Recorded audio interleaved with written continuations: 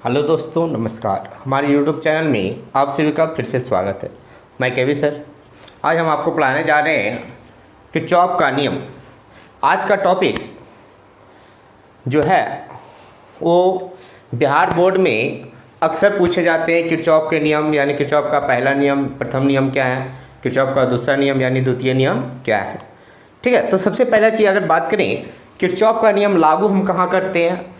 ओम का नियम हमने आपको बताया था कि ओम का नियम होता क्या है। तो ओम का नियम जो है बताया गया था कि अगर मान लो किसी परिपथ में धारा या फिर मान लो विभवांतर, ये सब चीज़ों का अगर ज्ञात करना हो तो ओम का नियम लगाते हैं। लेकिन अगर विद्युत परिपथ बहुत ज़्यादा जटिल है तो ऐसे केस में परिपथ में धारा निकालना हो या फिर मान लो किन्हीं दो बिंदुओं के बीच का विभवांतर निकालना हो तो हम कैसे ज्ञात करेंगे। ठीक है, तो किरचॉफ का नियम पढ़ने से पहले आपको दो चीज़ ध्यान रखना है। एक आपका आता है संधि।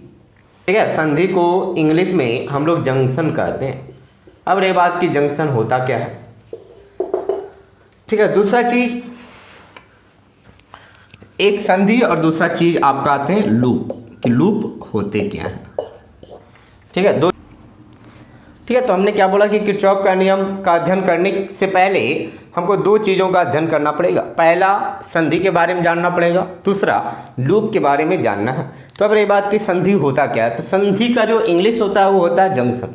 जैसे मान लो अगर हम जंक्शन की बात करें, जमुई रेलवे स्टेशन की बात करें तो वो कभी जंक्शन नहीं हो सकता, क्योंकि वहाँ दो ही रेल लाइन आता है, एक जाने वाली और एक आने वाली। लेकिन तीसरा किसी और से अगर आ रहा है, किसी और साइड से, जैसे मान लो क्यूल की अगर बात करें तो एक पटना साइड से आती है, दूसरा अगर मान लो जमुई साइड से जाती है, दो हो गया, तीसरा भागलपुर साइड से आती है। तो जहाँ दो से अधिक शाखाएं मिलता है या लाइन आके मिल रहा है तो वो आपका कहलाता है जंक्शन।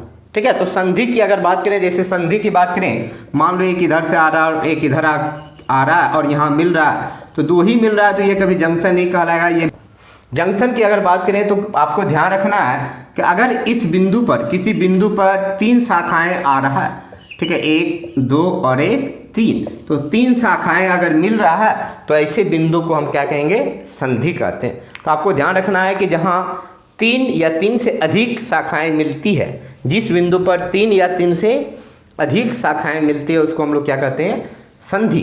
दूसरी अगर बात करें लूप होता क्या है। जैसे अगर मान लो विद्युत परिपथ की अगर बात करें तो विद्युत परिपथ बना किससे होता है। तो विद्युत परिपथ जनरली जो बने होते हैं वो आपका प्रतिरोध से, सेल से।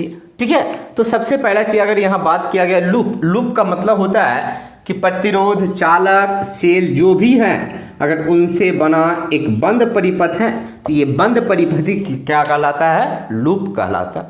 तो आपको हमेशा ध्यान रखना है कि लूप का मतलब क्या हुआ कि प्रतिरोधों, सेलों या चालकों, इन सब चीज़ों से बना अगर कोई बंद परिपथ है तो उसी बंद परिपथ को हम क्या कहेंगे, लूप कहते हैं। तो आपको हमेशा ध्यान रखना, दो चीज़ हमने बताया कि किरचॉफ का नियम अध्ययन करने से पहले हमको दो चीज़ जानना है।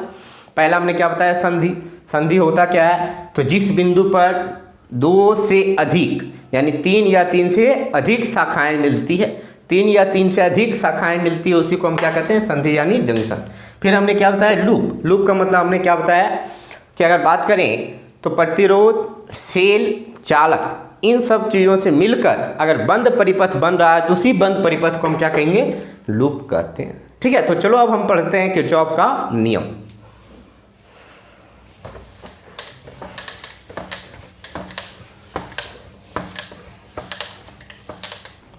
तो चलिए अब पढ़ते हैं किरचॉफ का नियम।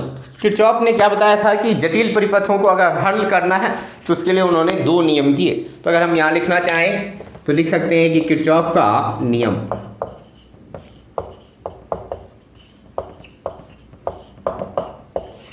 ठीक है, तो यहाँ से लिख सकते हैं कि किरचॉफ के कितने नियम हैं, तो दो नियम।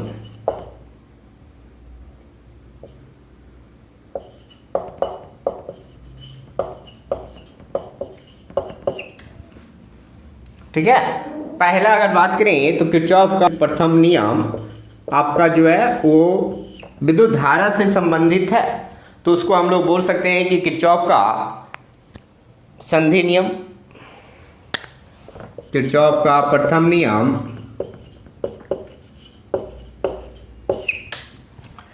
ठीक है, यानी किरचॉफ का प्रथम नियम जो है वो क्या कहलाता है, किरचॉफ का धारा नियम या फिर किरचॉफ का संधि नियम। तो हम बोल सकते हैं तो इसे या किरचॉफ का संधि नियम या फिर किरचॉफ का धारा नियम भी कहा जाता है। तो आपको ध्यान रखना है कि किरचॉफ ने जटिल परिपथों को हल करने के लिए कितने नियम दिए हैं, 2 नियम। पहला क्या बताया कि किरचॉफ का प्रथम नियम को ही क्या कहते हैं, किरचॉफ का संधि नियम या फिर किरचॉफ का धारा नियम। अब रही बात कि सर जो है किरचॉफ का धारा नियम या किरचॉफ का संधि नियम होता क्या है, तो चलिए ध्यान से पहले हमारी बात आप ध्यान से सुनिए। सबसे पहला चीज किरचॉफ का पहला नियम कहता क्या है कि अगर मान लो कोई विद्युत परिपथ है, ठीक है, और उस विद्युत परिपथ के किसी संधि पर, अभी जस्ट बताया कि संधि का मतलब 3 या 3 से अधिक शाखाएं मिलना। तो मान लो कि इस बिंदु पर 3 या 3 से अधिक धाराएं मिल रहा है, तो किरचॉफ ने बताया कि अगर बात करें, सबसे पहला चीज हमारी बात सुनो कि अगर मान लो आपके पास ये एक पाइप है और इसमें जितना पानी आ रहा है, कुछ भी पानी, कुछ मात्रा में पानी आ रहे हैं, पाइप में क्या है, किसी मोटर के द्वारा पानी आ रहे हैं, और इस पाइप से मान लीजिए कि 3 पाइप यहाँ कनेक्ट किया गया, ठीक है। इस पाइप से कितने पाइप कनेक्ट किए गए, 3 पाइप, 1 2 और 1 3। अब जरा समझे कि इस पाइप में जब पानी आएगा, इस पाइप के द्वारा जब पानी आएगा और इन तीनों में मान लो इससे पानी क्या हो रहा है, बाहर निकल रहा है, इससे पानी बाहर निकल रहा है और इससे पानी बाहर निकल रहा है, तो इस पाइप में जितना पानी आएगा उतने ही तीनों मिलकर ये बाहर निकालेंगे। ऐसा तो नहीं है कि इसमें मान लो कुछ भी आया और इससे ये ज़्यादा निकाला या ये तीनों मिलकर कम निकाला, ऐसा तो संभव है नहीं। जितना इसमें आएगा उतना ही इन तीनों से मिलकर बाहर निकलेगा।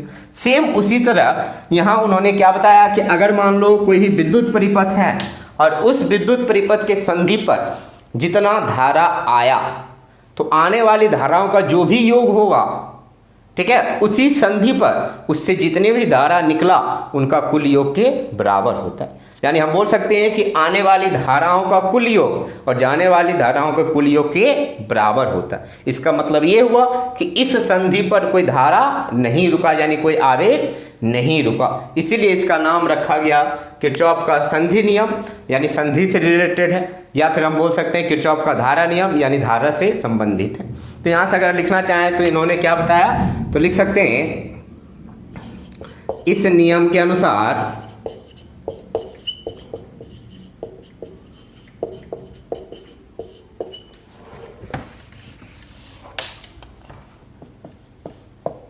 किसी विद्युत परिपथ के किसी संधि पर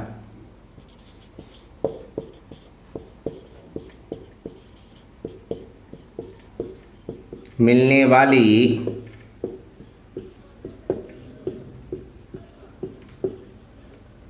सभी धाराओं का बीजगणितीय योग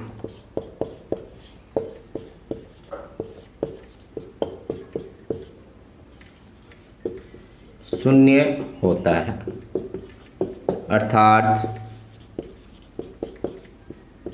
सिग्मा आई बराबर 0। मिलने का मतलब हुआ जो धारा संधि की ओर आ रहा है उसको प्लस के साथ, और जो संधि से दूर जा रहा है उसको किसके साथ, माइनस के साथ। तो हमने क्या बोला, किरचॉफ ने क्या बताया कि अगर मान लो आपके पास कोई विद्युत परिपथ है और उस विद्युत परिपथ के किसी संधि पर जितने भी धारा हैं, आने वाला और जाने वाला, सबको हम क्या बोल सकते हैं, मिलने वाली धारा, ठीक है। आने वाला को प्लस के साथ, वाला को माइनस के साथ, सबको अगर जोड़ते हैं तो उनका कुल योग शून्य होता है। इसका मतलब उनका कहने का मतलब था कि संधि पर कभी भी धारा रुकता नहीं है, जो भी आया सबका सब चला गया। इसका मतलब ये हुआ कि सिग्मा आई बराबर 0, यानी सभी धाराओं का योग कितना होगा, 0। दूसरा रूप में हम बोल सकते हैं कि अगर इसी को हम और अच्छी तरीके से समझें, जैसे मान लो आने वाली धारा को लेना है, आने वाली धारा को प्लस के साथ, ठीक है, आने वाले को प्लस और जाने वाले को माइनस। इसका मतलब ये हुआ कि अगर मान लो आपके पैकेट में पैसा है और पैकेट में और पैसा आते जा रहा है, इसका मतलब बढ़ रहा है या घट रहा है? तो बढ़ रहा है, यानी प्लस होते जा रहा है। और अगर मान लो पैकेट से निकलते जा रहा है तो इसका मतलब क्या है कि पैसा घट रहा है। तो जो जा रहा है वो माइनस के साथ और जो आ रहा है उसको प्लस के साथ हमेशा लेना। तो चलिए देखिए, तो यहाँ से अगर ध्यान रखना है तो आने वाली धारा को किसके साथ लेंगे? प्लस के साथ, जबकि जाने वाली धारा जो लेंगे वो किसके साथ लेंगे? माइनस के साथ। ठीक है, तो चलो देखो फिर से। तो आपको हमेशा ध्यान रखना है कि अगर आपसे पूछे कि किरचॉफ का पहला नियम क्या है, तो आप हमेशा ध्यान रखना है, या तो आप ये बोलो कि किसी भी विद्युत परिपथ के संधि पर मिलने वाली सभी धाराओं का बीजगणितीय योग शून्य होता है, या फिर दूसरा ये भी बोल सकते हैं कि किसी भी विद्युत परिपथ के किसी संधि पर आने वाली सभी धाराओं का योग उस संधि से बाहर जाने वाली सभी धाराओं का योग के बराबर होता है। ठीक है, तो चलो देखो इसको। इसका मतलब ये हुआ कि अगर हम मान लेते हैं कि आपके पास एक विद्युत परिपथ का एक संधि है जिसपे धारा कुछ आ रहा है और कुछ जा रहा है। जैसे अगर हम एग्जांपल की बात करें, मान लो यहाँ कोई बिंदु P है और इस पर कुछ धाराएं आ रहा है।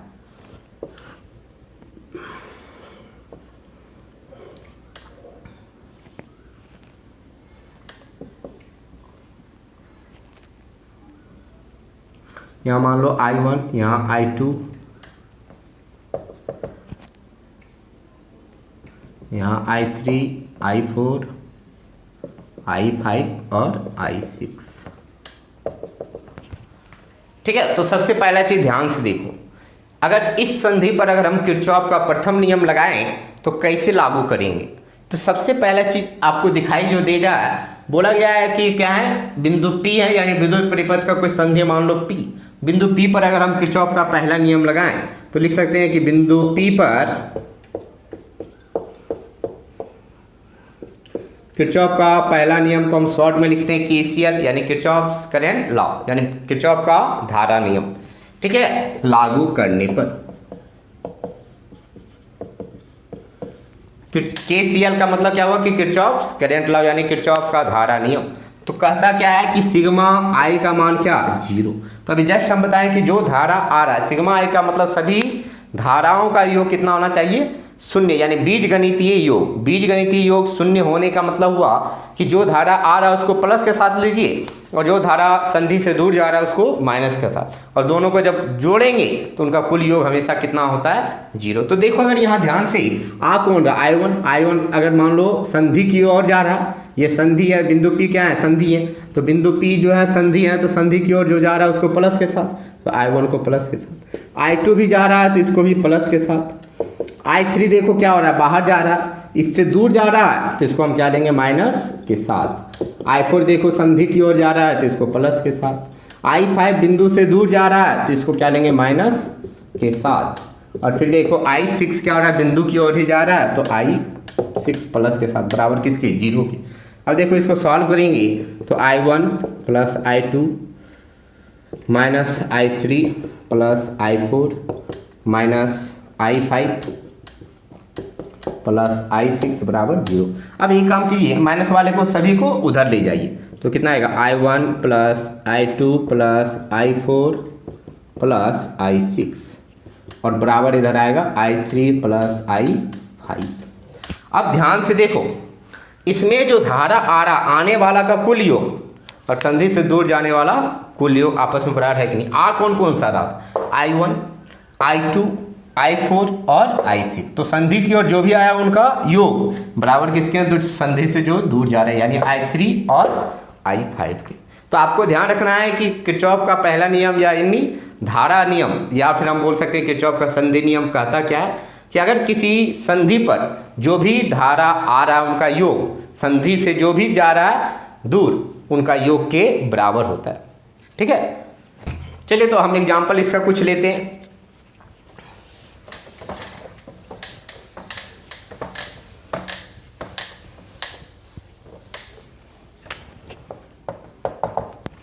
एग्जाम्पल मान लो कि ये धारा आया इसमें 2 एम्पियर इस संधि पर, यहाँ मान लो इसमें आया 3 एम्पियर। ठीक है, मान लो इधर गया 1 एम्पियर, यहाँ आया मान लो 7 एम्पियर। और इधर गया मान लो I।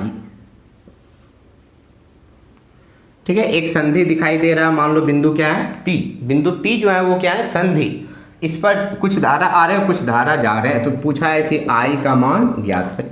तो अभी जस्ट बताया कि आने वाला का कुल योग और जाने वाले का कुल योग के बराबर। तो कि अगर मान लो बिंदु P पर हम क्या लागू करें KCL, तो लिख सकते हैं कि बिंदु P पर KCL लागू करने पर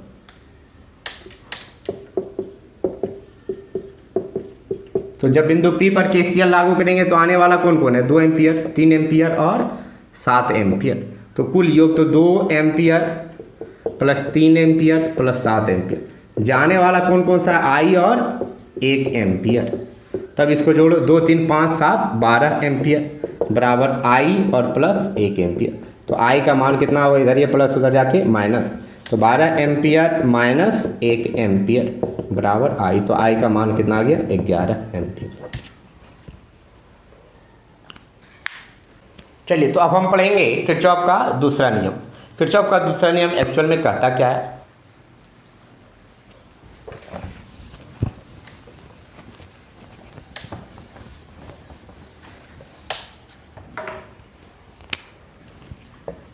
किरचॉफ का दूसरा नियम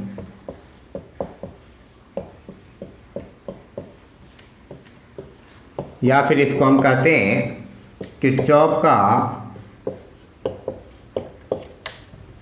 वोल्टेज नियम।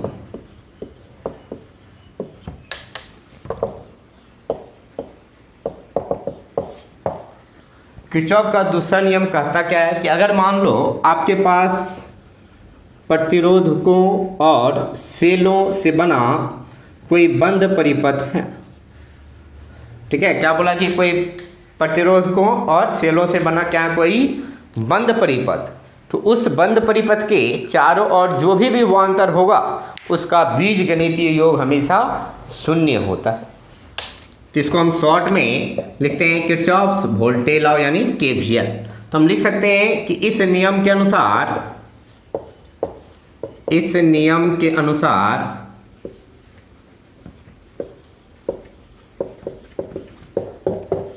किसी या फिर लिख सकते हैं प्रतिरोधकों तथा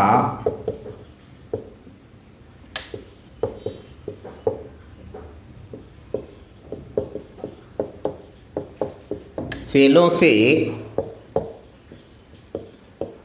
बना बंद परिपथ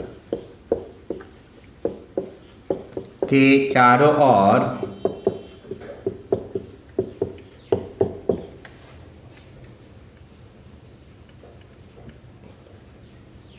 का विभवांतर, चारों ओर के विभवांतर का बीजगणितीय योग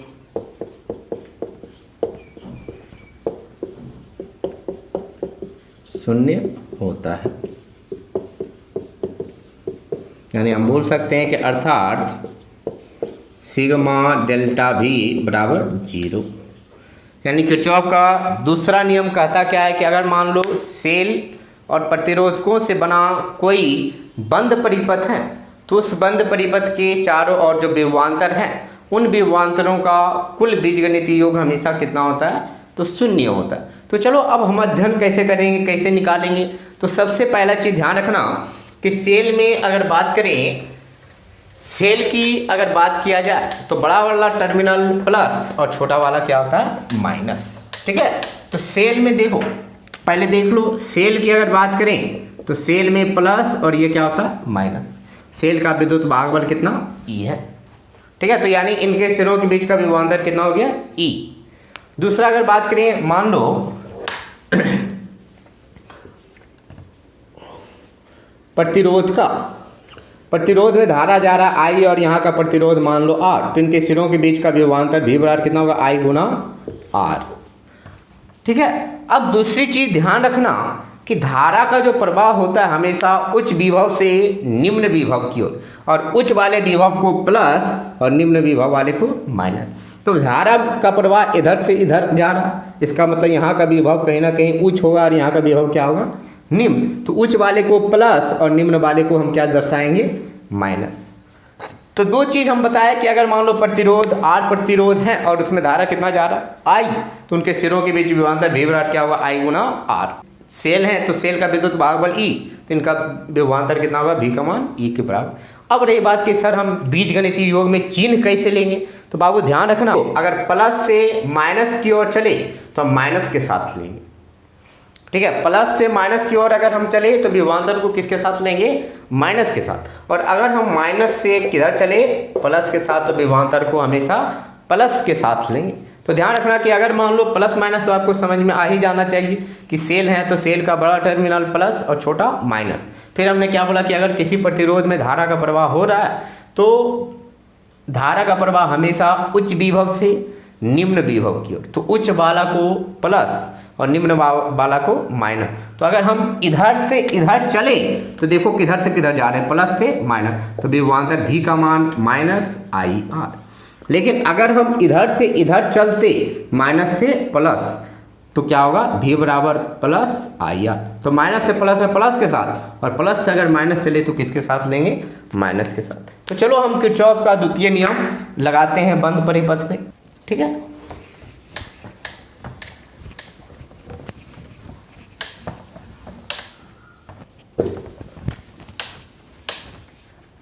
तो चलो देखो, अगर बात करें, मान लो ये आपका एक प्रतिरोध है, यहाँ एक सेल लगा हुआ है, ये R1 और यहाँ मान लो कुछ E1, इधर प्रतिरोध मान लो R2 और यहाँ सेल मान लो E2,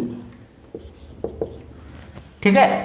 अब देखो ये चारों तरफ से बंद है या नहीं, अगर बंद है तो बंद परिपथ में हम क्या लागू करेंगे, किरचॉफ का द्वितीय नियम यानी KVL। अब देखो अभी जस्ट हम बताएं कि सेल का जो बड़ा टर्मिनल है वो प्लस और छोटा वाला माइनस। तो अगर यहाँ से बात करें तो ये प्लस और यहाँ मान लो माइनस, ये बड़ा वाला प्लस और ये मान लो माइनस। हमको पता नहीं है कि धारा किधर से प्रवाहित होगा, तो मान लो कि इसमें धारा कितना प्रवाहित हो रहा है I, तो इधर से I चला तो इसमें भी कितना जाएगा I, ऐसे ही चलते हुए यहाँ भी कितना जाएगा I। अब देखो धारा इधर से इधर जा रहा है, इसका मतलब यहाँ का उच्च विभव और यहाँ का क्या, निम्न, तो उच्च वाले को प्लस और निम्न वाले को माइनस। फिर धारा यहाँ से देखो इधर से इधर जा रहा है, तो यहाँ उच्च और यहाँ क्या होगा, निम्न, तो उच्च वाले को प्लस और निम्न वाले को माइनस। अब हमको इस बंद परिपथ में क्या लगाना है, किरचॉफ का द्वितीय नियम। या तो इसमें चलो तो इधर से इधर घूमो, या तो चाह सकते हैं घूम सकते हैं तो इधर से इधर घूमो। तो हम क्या लिख सकते हैं कि अब बंद परिपथ में KVL यानी किरचॉफ का द्वितीय नियम यानी किरचॉफ वोल्टेज लॉ लागू करने पर, किरचॉफ का द्वितीय नियम कहता क्या है कि सिग्मा डेल्टा V बराबर 0, यानी किसी बंद परिपथ में विभवांतरों का कुल बीजगणितीय योग 0 होता है। तो अब देखो अगर मान लो अगर यहाँ से स्टार्ट कर दो तो यहाँ कोई जो है चालक या प्रतिरोध है नहीं, कोई सेल है नहीं। अब यहाँ से चलो प्लस से माइनस, तो अभी जस्ट बताया कि प्लस से माइनस, माइनस या प्लस माइनस, ठीक है। धारा कितना I और प्रतिरोध कितना R1। फिर चलो प्लस से माइनस, माइनस या प्लस, तो माइनस, क्योंकि प्लस से अगर माइनस का माइनस पे समाप्त हो रहा है तो माइनस, सेल का विद्युत भागफल E1। फिर इधर से चलो प्लस से माइनस, तो कहाँ पे समाप्त हो रहा है, माइनस पे। धारा कितना I, तो I गुणा R2। फिर इधर से घूमते हुए इधर जाएंगे, माइनस से प्लस, तो प्लस पे समाप्त हो रहा है तो प्लस क्या आएगा, E2। तो हम चले कहाँ से, यहाँ से। अब देखो यहाँ ना तो प्रतिरोध है ना सेल है, यहाँ देखो अगर यहाँ है धारा इधर से इधर जा रहा है तो यहाँ प्लस और यहाँ माइनस, इधर से इधर जा रहे हैं तो प्लस से माइनस गए तो माइनस या प्लस, तो माइनस, तो क्या लिखे माइनस। धारा कितना I और प्रतिरोध कितना R1, तो इनके सिरों के बीच विभवांतर कितना हो गया, I गुना R1। फिर नेक्स्ट चलेंगे इससे, तो प्लस से माइनस कहाँ गए, माइनस, तो माइनस लिखेंगे। सेल का विद्युत भागफल कितना E1। फिर इधर से घूमते हुए इधर लौटेंगे, प्लस से माइनस, तो माइनस, धारा I गुना R2। फिर ऐसे लौटेंगे तो माइनस से प्लस कहाँ गया, प्लस, विद्युत भागफल E2 बराबर कितना 0। अब इसको चाहो तो हल कर लो, इधर ये माइनस है उधर जाके क्या होगा, प्लस होगा। तो क्या लिख सकते हैं, E2 माइनस E1 बराबर I Guna R1 plus I Guna R2। ऐसे ही आपको हल करना, ठीक है। तो आज यहीं तक रहने दिए, बहुत बहुत धन्यवाद।